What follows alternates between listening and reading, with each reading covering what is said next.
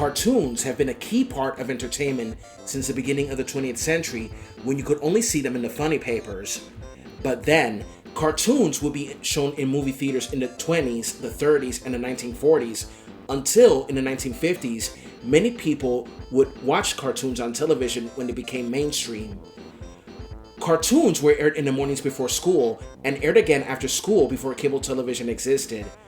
On Saturday mornings, kids would enjoy watching their favorite cartoons all morning until 12 p.m. when they would have to go to the park, visit a family member, visit a friend, go to the movies, etc. Sometimes, cartoons would air on Sunday mornings. Unfortunately, most kids would miss them because they had to go to church. But there was one network that launched in 1992 that aired cartoons 24/7, and it would change the way many people saw cartoons forever. Whether you were a child in the 90s and the 2000s with Cartoon Fridays and Toonami, whether you were an early, mid, or late teen in the 2000s and joined the network's late night segment Adult Swim, whether you were a child in the 2010s with Adventure Time, Amazing World of Gumball, and the crown jewel, Steven Universe, to nothing more than marathons of Teen Titans Go and reruns of old cartoons, then this is what we will talk about. This is the rise and fall of Cartoon Network.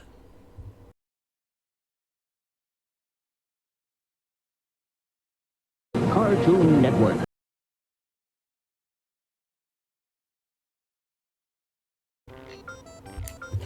The concept for this network first started in 1986, when Turner Broadcasting System acquired Metro-Goldwyn-Mayer United Artists from Kirk Kerkorian, due to concerns over the debt load of his companies on August 26, 1986.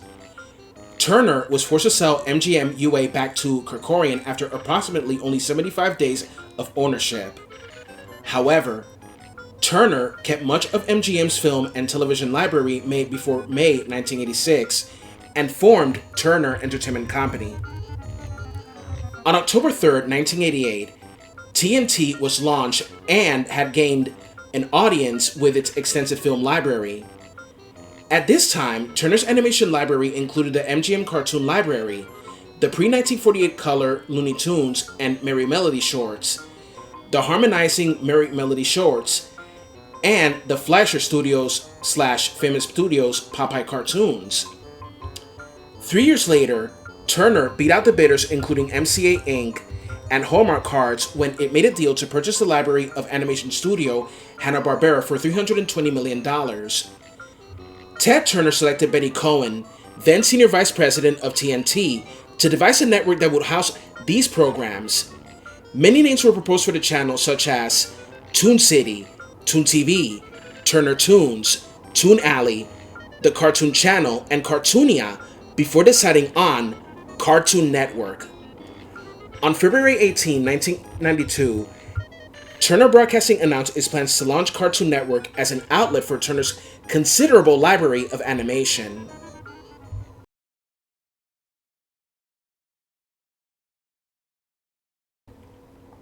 Long ago, before Netflix, Hulu, Disney Plus, and YouTube ever existed, there was cable television. In the 80s and 90s, when people wanted music, there was MTV, VH1, and BET. When people wanted sports, there was ESPN. When people wanted to learn about science, nature, and history, there were the Discovery Channel, National Geographic, and the History Channel. If they wanted to see a movie, they had HBO, Cinemax, Showtime, and Starz. And if people were into video games and technology, there was G4 TV. They were all popular, but as time went by, they all lost their identity and their popularity along with it. There were also networks on cable TV for children such as Nickelodeon, which launched in 1977, and the Disney Channel arrived in 1983. Both channels had cartoons and live-action TV shows aimed at children. But then, there was one channel that was cartoons 24/7 and launched in 1992 and would change the way people would see cartoons forever. That channel was none other than Cartoon Network, and cartoons would never be seen the same way ever again after the network launch. The network launched in a super artistic way by playing Tchaikovsky's 1812 Overture. The channel was first launched on October 1st, 1992, and since then it became an iconic channel for those who love watching cartoons. The first cartoon on the network was called Rhapsody Rabbit. The initial programming of Cartoon Network consisted of reruns of Warner Bros. Cartoons, Popeye cartoons, MGM cartoons, and Hanna-Barbera cartoons. At first, cable providers in Atlanta, Boston, Chicago, Cincinnati, Columbus, Los Angeles, Miami, New York City, Philadelphia, Washington, D.C., Dallas, and Detroit carried the channel. By the time the network launched, Cartoon Network had an 8,500-hour cartoon library. From its launch until 1995, the network's announcer said the network's name with the word "the" added before Cartoon Network, thus calling it the Cartoon Network. Cartoon Network was not the first cable channel to rely on cartoons to attract an audience, however. It was the first 24-hour single-genre channel with animation as its main theme. This channel initially would broadcast cartoons 24/7. Most of the short cartoons were aired in half-hour or hour-long packages, usually separated by character or studio. Down with Droopy D aired old Droopy Dog shorts, The Tom and Jerry Show presented the classic Cat and Mouse team, and Bugs and Daffy Tonight provided classic Looney Tunes shorts. Late Night Black and White showed early black and white cartoons, and Toonheads would show 3 shorts with a similar theme and provide trivia about the cartoons. There was also an afternoon cartoon block called High Noon Tunes, which was hosted by Cowboy Hand Puppets. The majority of the classic animation that was shown on Cartoon Network no longer airs on a regular basis, but Tom and Jerry and Looney Tunes continued to air up until 2017. In 1993, Cartoon Network had its very first exclusive show titled The Moxie Show, an animation anthology series. This cartoon was created out of the network's desire for an animated host that could be aired live. By the end of 1994, Cartoon Network had become the 5th most popular cable channel in the United States.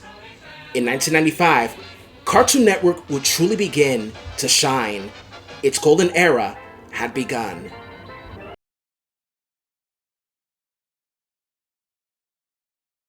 I know the cat that feeling.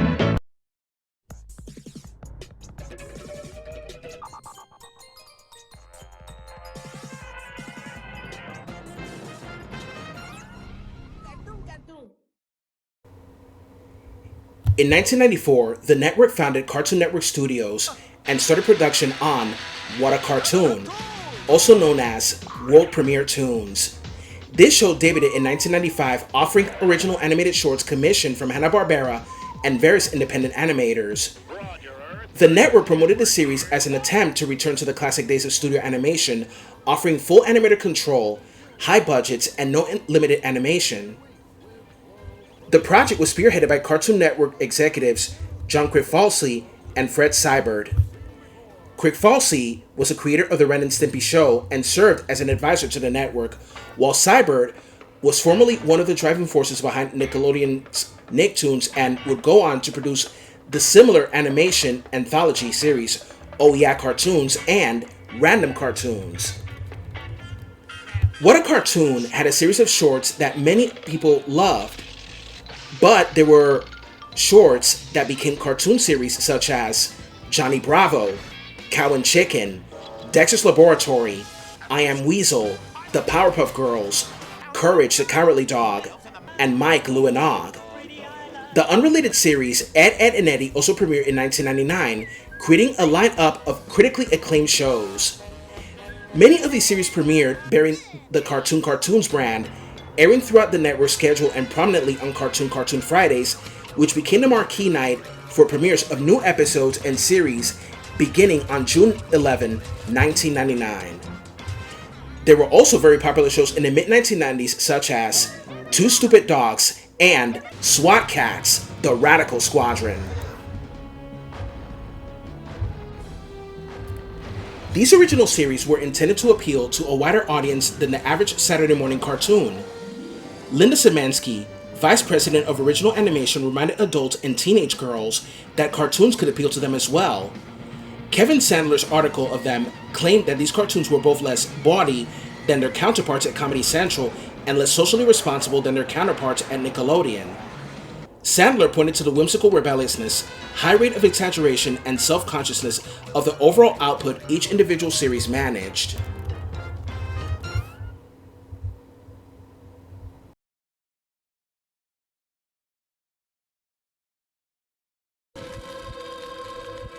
While Nickelodeon had its popularity with both live action and animated shows, Cartoon Network was truly shining with all these old school cartoons from the 1930s all the way to the 1980s, and especially with all the cartoon shows. Now, when it comes to action-themed cartoons like superheroes and adventures, in the early days of the network, the action-themed cartoons were Johnny Quest, Space Ghost, Shazam, The Herculoids, Galtar, Thundar the Barbarian, Captain Planet and the Planeteers, etc. That afternoon segment was called Super Adventures, and then in 1995 there was The Power Zone. Johnny Quest would have a more modernized reboot of the series titled The Real Adventures of Johnny Quest, which was an absolute success. The Power Zone brought Japanese anime to Cartoon Network such as G-Force, Guardians of Space, Speed Racer, Robot Carnival, and so on. But then, in 1997, there will be an afternoon segment that featured action-themed cartoons, and then it will make Japanese anime even more popular than it already was. That afternoon scheduled programming on Cartoon Network was called Toonami. When it first started, it was known as the Moltar era. Toonami was Cartoon Network's primary action animated block. The block premiered on March 17, 1997 with Thundercats, Cartoon Roulette, Voltron, another episode of Roulette, and The Real Adventures of Johnny Quest respectively as its first programs. Toonami was originally a spin-off of Space Ghost Coast to Coast and aired weekday afternoons. The block was originally hosted by Space Ghost villain turned producer Moltar at the Ghost Planet Industries building from March 17, 1997 to July 9, 1999. In 1999, the Tom era had begun, and it was not just action animation shows from the 1980s and early to mid 1990s anymore. That is when anime would take over. It was a Japanese invasion. With Moltar gone, a new host had arrived. A robot named Tom had become the new host of Toonami. Soon afterwards, the first program of the Tom era, the Sailor Moon episode, Sailor Mercury Moving On, premiered. It introduced the Powerpuff Girls on Toonami, becoming the first Cartoon Network original series on the block. Also introduced that day was the Midnight Run, a late-night block. It was originally a 5-hour Saturday night block at midnight Eastern until March 2000, when it moved to weeknights in an hour-long format until January 2003.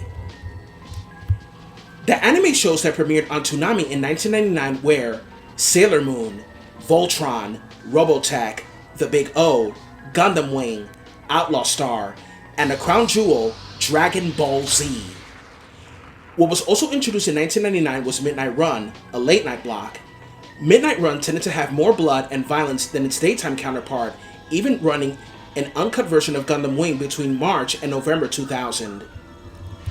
Toonami would bring more anime in the 2000s, and that's where it would thrive, as it had anime shows such as Dragon Ball, Dragon Ball Z, Dragon Ball GT, Ronin Warriors, Fist of the North Star, Gundam Seed, Satch Bell, Pokemon Chronicles, Neon Genesis Evangelion, Card Captors, Gigantor, Naruto, One Piece, and even non-anime shows like The Batman, Justice League Unlimited, Teen Titans, Megas XLR, IGPX, and the 2002 reboot of He-Man and the Masters of the Universe. Toonami was truly crushing it with all the anime and action animated shows that aired. The first run of Toonami ended in 2007, but it would later return as part of Cartoon Network's late-night segment Adult Swim in 2012. In the 1990s, networks like Cartoon Network, Nickelodeon, and MTV were the entertainment industry. The 1990s and early to mid-2000s was a golden age of Cartoon Network, but it couldn't last forever.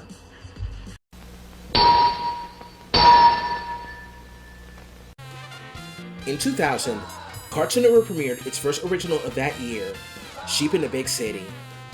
On April 1st, 2000, the network launched a digital cable and satellite channel known as Boomerang, which was spun off from one of their programming blocks that featured retro animated series and shorts. The 2000s may have been the final years of the golden era, but it also premiered various cartoons that so many people loved, such as K&D codenamed Kids Next Door, The Grim Adventures of Billy and Mandy, Evo con Carne, Time Squad, Foster's Home for Imaginary Friends, Samurai Jack, Hi Hi Puffy Amiyumi, Megas XLR, Camp Laszlo, Ben 10, Johnny Test, and so many more.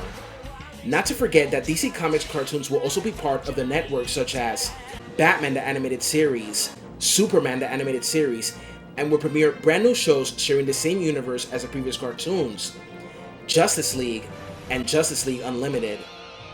Another popular DC cartoon on Cartoon Network was the classic Teen Titans.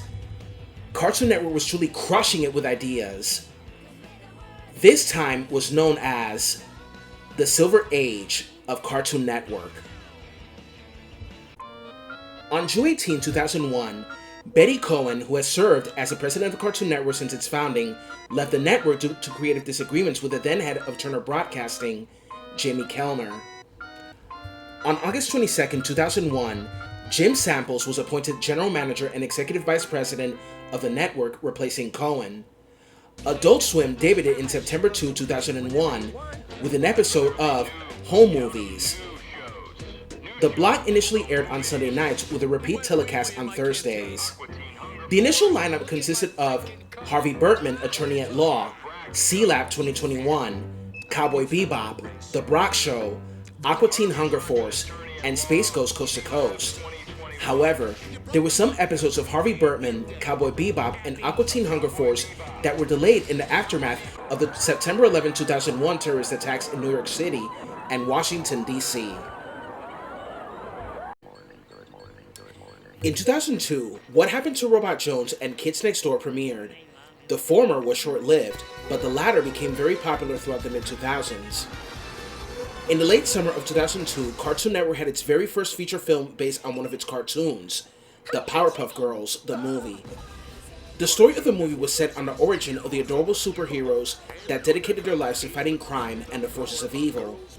Although the movie was a commercial failure that grossed only $16.4 million worldwide on a budget of $11 million, the movie was praised by critics. On October 1st of that same year, the network had celebrated its 10th anniversary with a montage showcasing the network's various faces over the years.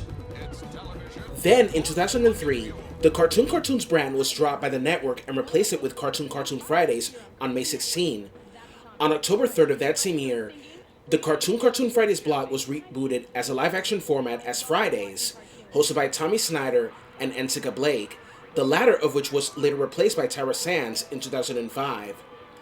It aired episodes of Cartoon Network original series and acquired shows alongside movies and specials. Acquired shows started picking up with Totally Spies, debuted on that year, and in the following year, the French cartoon Code Lyoko was acquired. On that same year, in 2003, the Acme Hour, which started in 1995, came to an end. The year 2004 will be a big year for Cartoon Network, as the Powerhouse era will come to an end, and the CN City era would begin.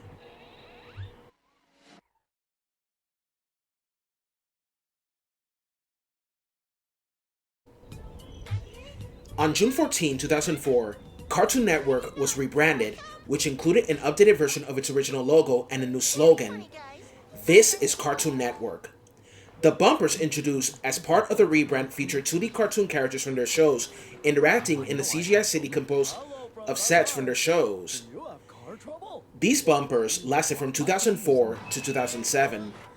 By now, nearly all of Cartoon Network's classic programming had been relocated to its sister network, Boomerang, to make way for new programming. Some cartoons would end around the mid-2000s, such as Johnny Bravo and the Powerpuff Girls. Johnny Bravo came to an end in 2004, while the Powerpuff Girls aired its final episode on March 2005. But would return 3 years later with a special titled The Powerpuff Girls Rule.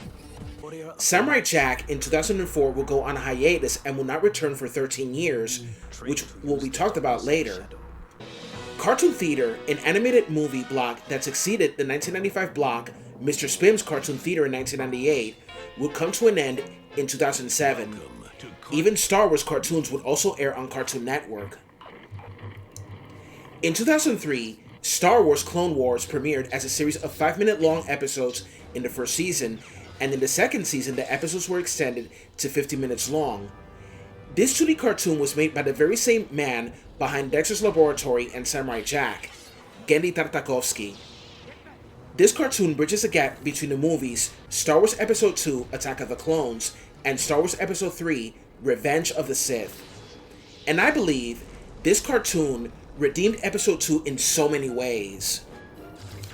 In 2008, a CGI cartoon series titled Star Wars The Clone Wars would air on Cartoon Network from October 3, 2008 to March 2, 2013. It was removed from Cartoon Network and then put to Netflix a year later after Lucasfilm was purchased by Disney. After The Clone Wars was cancelled on Netflix, it will return to Disney Plus in 2020 with a final season. And much like the original 2003 cartoon, this one will also bridge the gap between Attack of the Clones and Revenge of the Sith. Though the 2003 cartoon is no longer part of the canon thanks to Disney, it can still be watched on Disney Plus. In the mid-2000s, Adult Swim would also acquire animated shows that originally aired on a Fox network, such as King of the Hill, Family Guy, and even American Dad. New originals will also air in that segment, such as Robot Chicken and The Boondocks. Robot Chicken is a stop-motion animated series created by Seth Green and Matthew Steinreich, and first aired on February 20th, 2005. This animated series will often poke fun at pop culture and the most popular shows, movies, and games from the past and the present. The Boondocks, which is one of the most popular Adult Swim originals, also aired that same year in 2005. This animated show is based on the comic strip of the same name by Aaron McGruder. The cartoon focuses on a Black American family, the Freemans, settling into the fictional, friendly, and predominantly white suburb of Woodcrest. So many episodes of the Boondocks have aged like fine wine, such as The Trial of Robert Kelly and It's a Black President, Huey Freeman.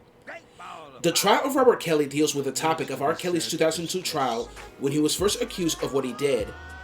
That topic is still very relevant after so many years, even today, with P. Diddy's trial coming up. The sad thing is that many people will defend his behavior all because they like his music. The episode, It's a Black President, Huey Freeman, dealt with many topics such as the 2008 presidential campaign, identity politics, Obama's campaign inspiring hope and change, and how people reacted so negatively to anyone showing skepticism or opposition towards Obama. What that episode was trying to tell us is that although it's very historical to see the first black president of the United States, we cannot let our hopes go up too high.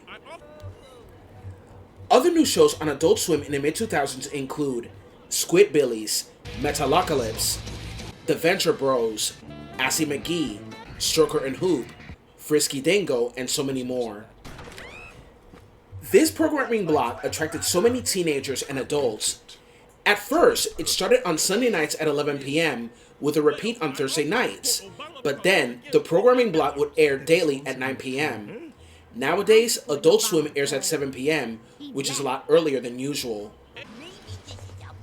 During the Cartoon Network City era in the mid-2000s, new cartoons will also premiere such as Squirrel Boy, Class of 3000, My Gym Partner's a Monkey, and The Life and Times of Juniper Lee. This era will also begin to air live-action shows, which was the network's attempt to try to be like Nickelodeon and Disney Channel. Because we all know that both networks aired both live-action and animated shows that kids and early teens would enjoy. The cartoon show that lasted all the way until 2009 was Ed, Edd and Eddy, which ended with the television film Ed, Edd and Eddy's Big Picture Show. This movie served as the series finale for the cartoon, in which the Eds are on the run from the cul-de-sac kids after Eddie's latest scam goes horribly wrong. In this story, we finally get to see Eddie's brother, who is not exactly as he was painted to be during the show. In this story, Ed finds his intelligence, Double D finds his courage, and Eddie shows his vulnerability and honesty for the first time. It's an awesome movie, and I highly recommend it. So many who grew up with this network would say that the CNC era was Cartoon Network at its best. After this era, then came the CN Real era, which a lot of people didn't love.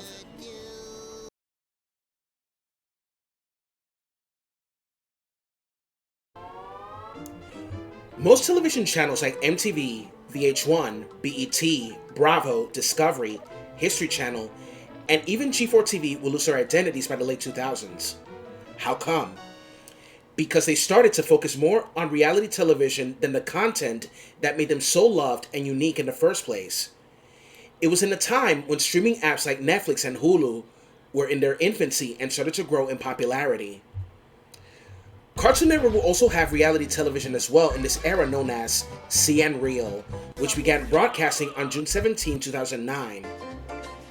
This programming block would air live-action reality shows such as The Othersiders, Bobby Says, Dude, What Would Happen, Brain Rush, and Destroy, Build, Destroy, along with the acquired series Survive This. The block was created so the network could more effectively compete with Nickelodeon and Disney Channel, both of which had a large number of live-action programming. The executives of the network feared that Cartoon Network would alienate its core audience by heavily focusing on reality television rather than cartoons. This block didn't last very long as it wasn't very popular. The shows introduced in this block were seen as rip-offs of established shows. The reality show Survive This was seen as a rip-off of Survivor. Bobby Says was seen as a rip-off of Ta Show. And Dude, What Would Happen was seen as a rip-off of both Mythbusters and Jackass. These shows would usually air on Wednesdays and Saturdays, but they were poorly received. Due to the programming block's poor reviews and heavy criticism, it was prematurely canceled. And because of that, Cartoon Network would have faced a chopping block due to trying to be like Nickelodeon and the Disney Channel and trying to drink the Kool-Aid of reality TV shows like other networks did. And as a result, these other networks have truly lost their identity, and these are the following examples. MTV was a channel dedicated to music. However, in 1992, it made reality television very popular with its first unscripted reality series, The Real World. But then, by the mid to late 2000s, MTV would lose its identity by distancing itself from music and focusing heavily on reality TV shows like Teen Mom, 16 and Pregnant, and the crown jewel, Jersey Shore. Now, it's nothing more than marathons to 24 hours straight of the TV show ridiculousness. The Bravo network was once dedicated to classical movies, opera, and musicals, but then it started to heavily focus on reality TV as well, with shows like Below Deck, The Vanderpump Rules, and the crown jewel, The Real Housewives series. The Discovery Channel was about science and nature. Nowadays, it's about street outlaws and Naked and Afraid, and even made a documentary about a controversial YouTuber. The History Channel was once about history, but now, it's a channel about pawn shops, aliens, and religion. G4 TV was about video games, technology, geek and nerd culture. It aired conventions like the now defunct E3, San Diego Comic-Con, Tokyo Game Show, BlizzCon, DICE, etc. But then they started airing reality shows like Cheaters, Cops, and Campus PD. It died in 2014 but returned in 2021.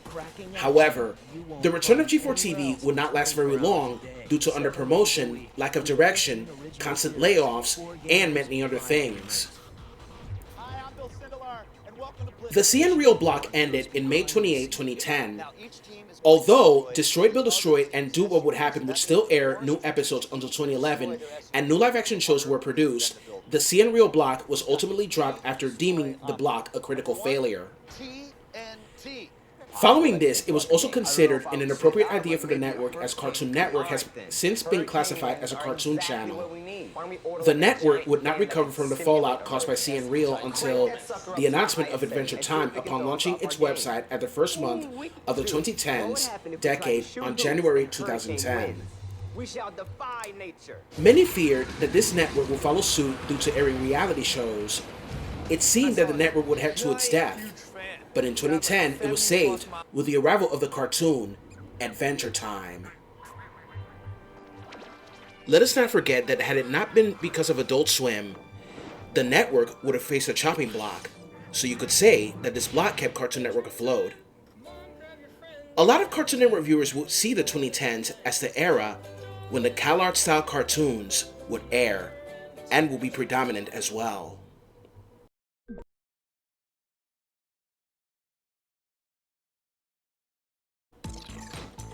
After the failure of the CN era, many feared that the network will face a chopping block for trying to focus on reality TV like various other cable networks did, and for trying to be like Disney Channel and Nickelodeon.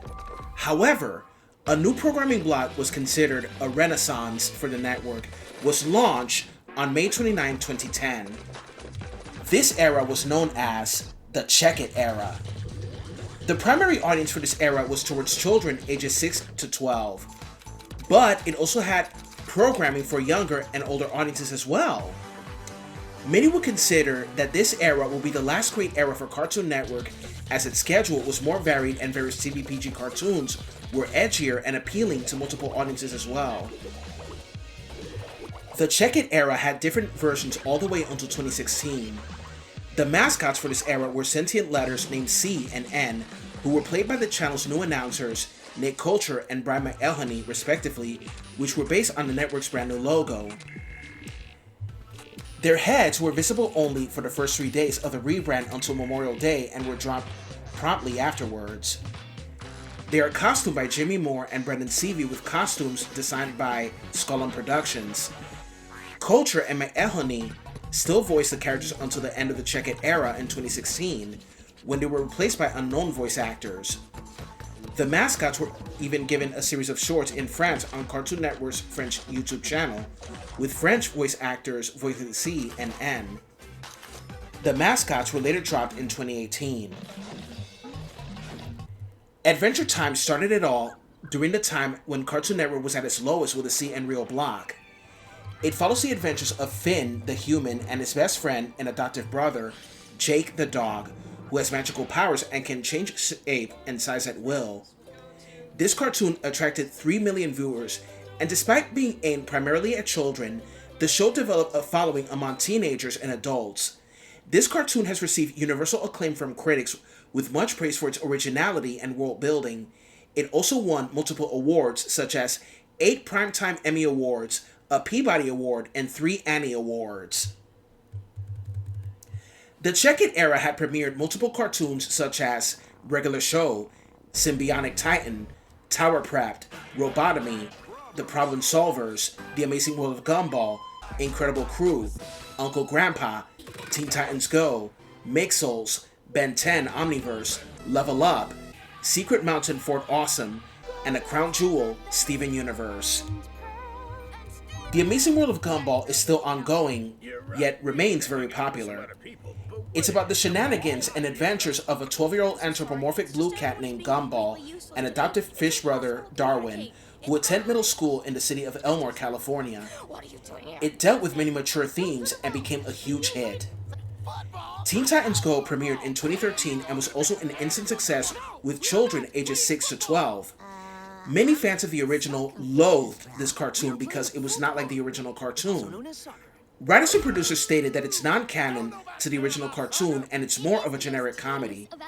The popularity of this cartoon spawned 2 movies, Teen Titans Go to the movies and Teen Titans Go vs. Teen Titans. Steven Universe was the most popular of all these cartoons.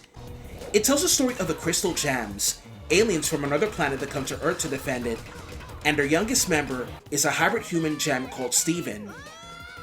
It dealt with many topics such as love, redemption, forgiveness, equality, diversity, and fleeing from toxic relationships. This also included LGBTQ themes and characters, thus bringing representation to a whole new level in animation. This is due to the creator of the cartoon, Rebecca Sugar, being a non-binary bisexual and basing it on their experiences. The cartoon spawned a movie, video games, and a lot of merchandise as well. Since the cartoon was released, it grew a massive fandom. When it comes to action cartoons in the early 2010s, we remember Green Lantern, the animated series, Thundercats, and Young Justice. These three cartoons were beloved by many fans, but unfortunately they didn't last very long. Both Green Lantern and Thundercats only lasted one season, but they remained cult classics nonetheless. The potential of both shows to be great was wasted by canceling them.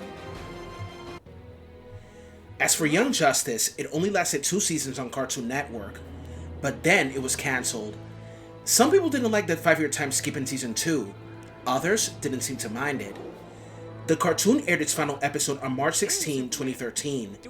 However, following a huge, massive fan viewership on Netflix, the cartoon would return to the now defunct DC Universe app in January 2019. After the DC Universe app went under, the series would have a 4th season on HBO Max. But then, when David Zaslav took over Warner Brothers, the animated show will be cancelled once again. Adult Swim also had many original shows and acquired ones in the Check It era as well.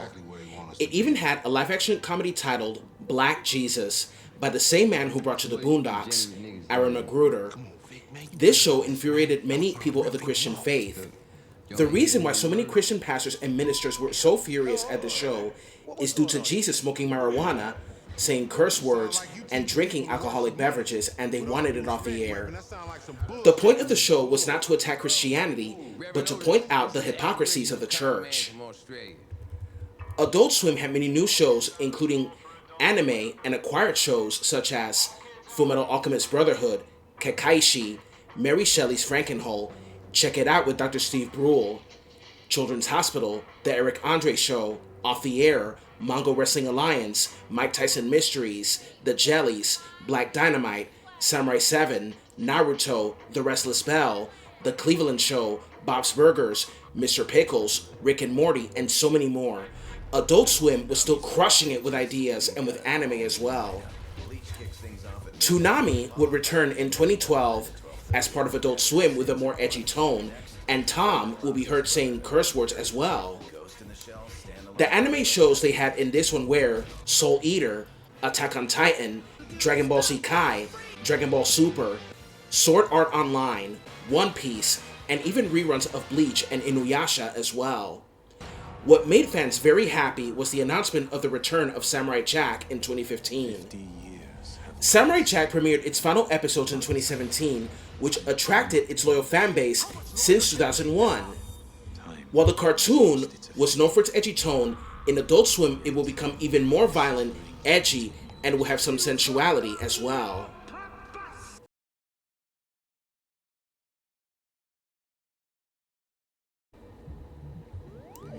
The Dimensional era was known as the Check It 4.5 era. It was launched on June 14, 2016 and brought revivals of classic cartoons and new ones as well. The bumpers used 3D animations like Check It 1.0, but with reduced styling of the idents. Bumpers during this era are characters made with real objects and clay that are animated in their studios, and few bumpers from Check It 4.0 at 3.0. New animated bumpers were made too, while the loop animations from Check It 4.0 were reused with different borders and a different ending logo. This era uses more solid colors than gradients as opposed to Check It 4.0. Transitions have been changed and were named Zoom and Shift. Both of them are 4-second bumpers as well, while Rotate is 5-second bumper, which, despite being retired for digital, on-demand, and mobile releases since early 2019, they're still used in some occasions before or after an episode. There are new sign-on and sign-off bumpers. The end credit pushbacks were updated with more gradients and wacky icons.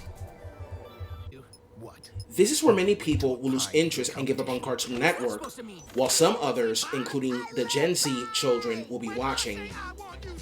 Most people who stop watching Cartoon Network either after Powerhouse, Sin City, CNReal, or Check It eras are mostly people who have jobs, spouses, kids, businesses, etc. And most of these people who have matured into fully grown adults often complain about how life sucks. Don't we all? Quick, before they see us.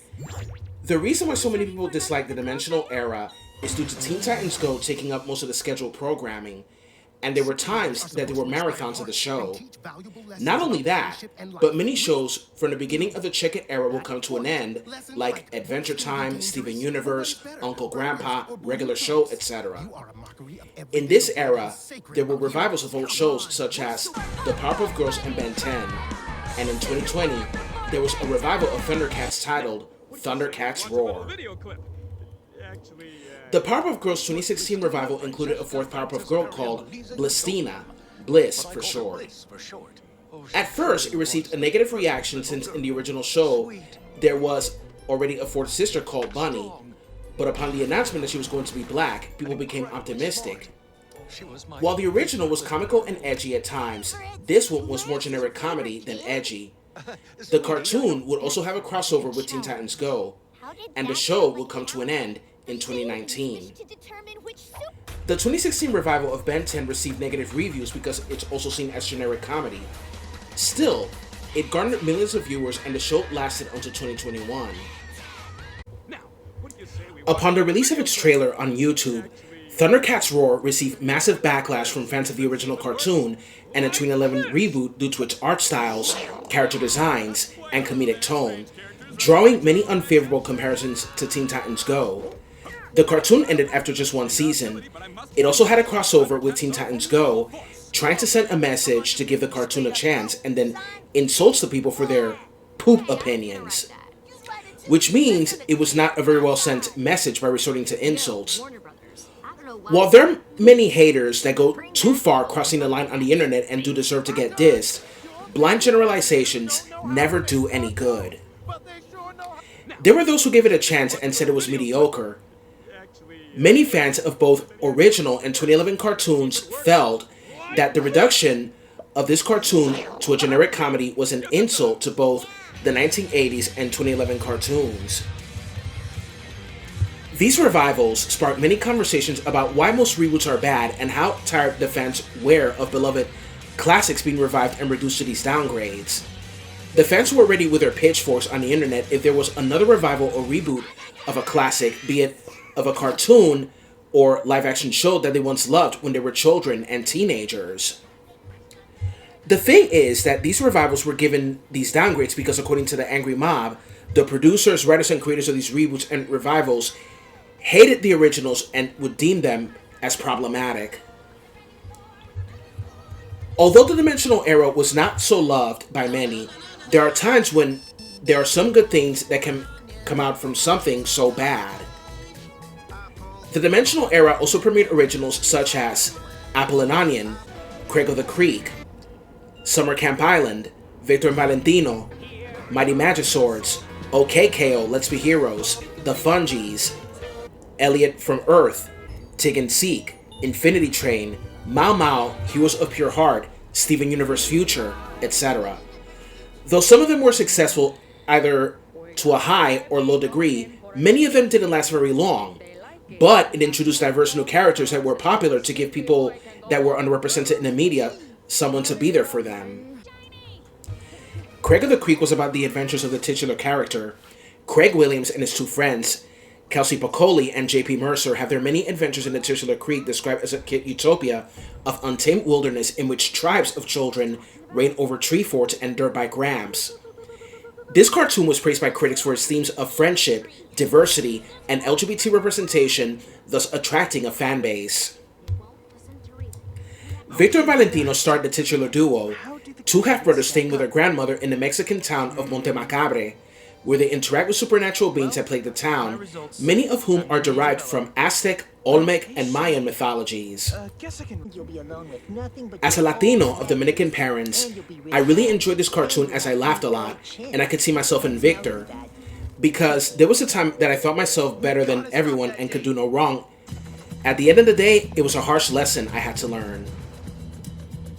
I hated failing since I was so used to studying hard and being so optimistic about my chances.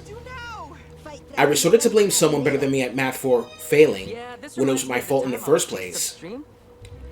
If I had the power to go back 22 years ago, I would tell my younger self, stop blaming her because she's better at you at math. Stop whining and do better. Failure is a better teacher than success. But enough reminiscing, we must move on. What I also loved about Victor and Valentino is that one of the voice actors was none other than Cuban-American comedian Jenny Lorenzo.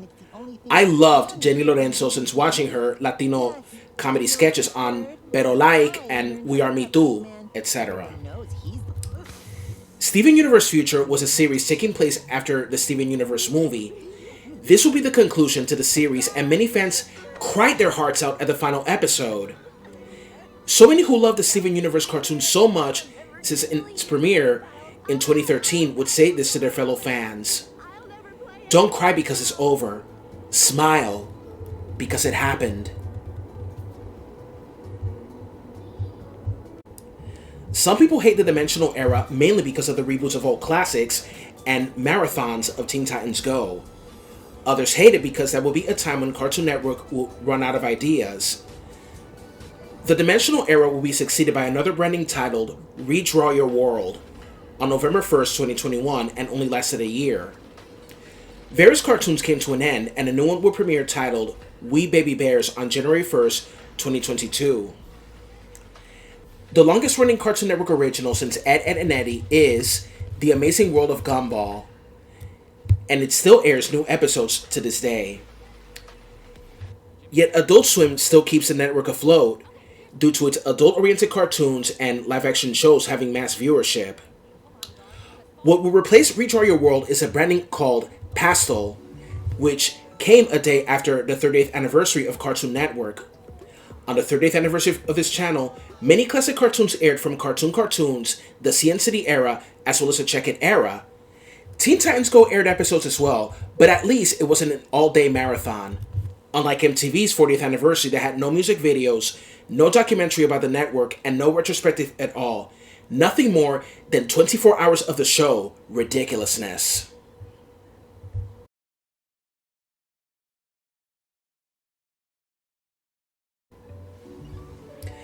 The network is still currently in the Pastel era, which started on October 2nd, 2022. Craig of the Creek, which started in the Dimensional era, had recently ended. Other shows that ended were Jessica's Big Little World and Summer Camp Island.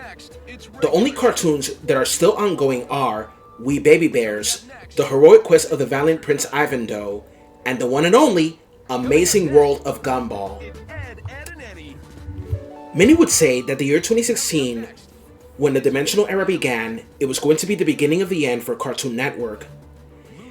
Many would say that Cartoon Network fell because it doesn't show cartoons with different drawing styles anymore, since they're mostly drawn in CalArt style, and that's why it's not so interesting. I must say that some of these cartoons were fun to watch and enjoy, but so many were not as great. Still surprised they have managed to last a little bit longer than expected. But the truth is, the shutting down of Cartoon Network Studios would truly be a nail in the coffin for the network. Some of the former programming of the studio now airs on the sister channel, Boomerang. The year 2022 will truly be the beginning of the end. On October 11, 2022, Cartoon Network Studios and Warner Bros. Animation consolidated their development and production teams as part of a restructuring by Warner Bros. Television, with Audrey Deal overseeing Kids and Family, Peter Girardi overseeing adult animation, and Sammy Perlmutter overseeing animated long-form productions. The merger will not impact on their output as labels, with Cartoon Network Studios continuing to focus on original content and Warner Bros. Animation used for classic franchises. On July 9, 2023, Miller announced via Twitter that the Cartoon Network Studios Burbank building will be closing its doors on August 1st, with all operations transferring to the Warner Bros. Animation building. While unconfirmed, Amit Amidi of the Cartoon Brew reported its production teams moved to the Second Century Development, a pair of buildings with over 800,000 square feet of office space, just adjacent to the Warner Brothers lot. On December 5, 2023, it was revealed that Hollywood Production Center has moved into the old CN building. Brian A. Miller revealed that HPC has always owned the building and Cartoon Network had a long-term lease on it. Then, on August 8, 2024, the Cartoon Network website finally shut down. The website was shut down as part of Warner Bros. Discovery's cost-cutting measures. Why was the website shut down? To streamline digital platforms, focus on streaming services, and expand the channel's reach on other platforms.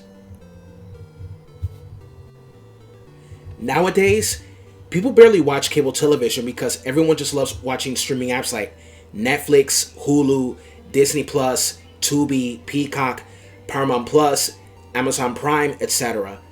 It is because so many cable channels that we all loved watching have lost their identities and just air reality shows and ran out of ideas for new shows and cartoons.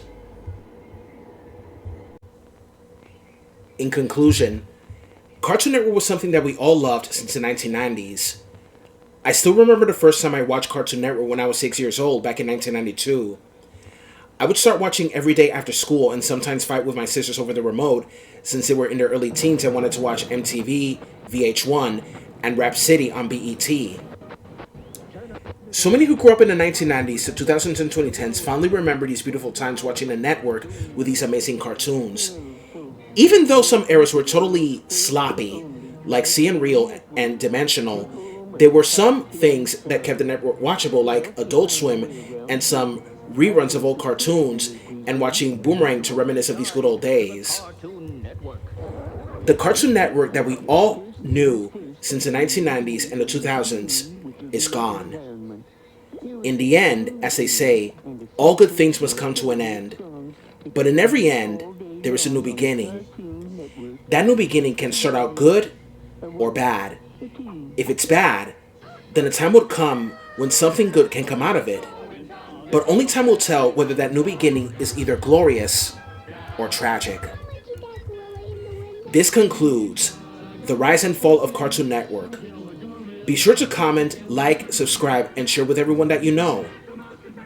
Thank you all for watching, and take care of yourselves.